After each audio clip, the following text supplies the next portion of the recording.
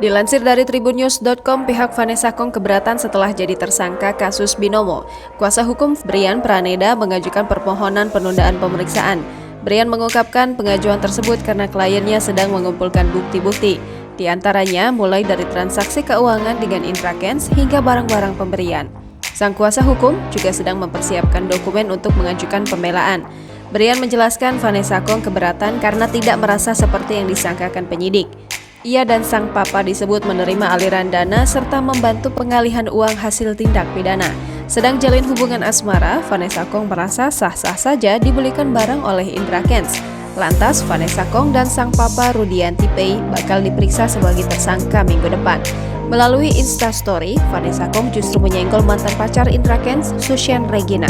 Tunangan Intrakens itu berharap Sushen bisa segera diperiksa terkait aliran dana dari Intrakens.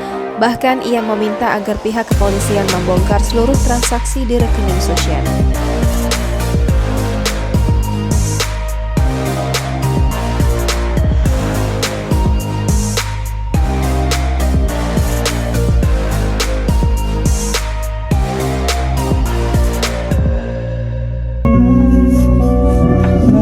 Vanessa Kong, will you marry me?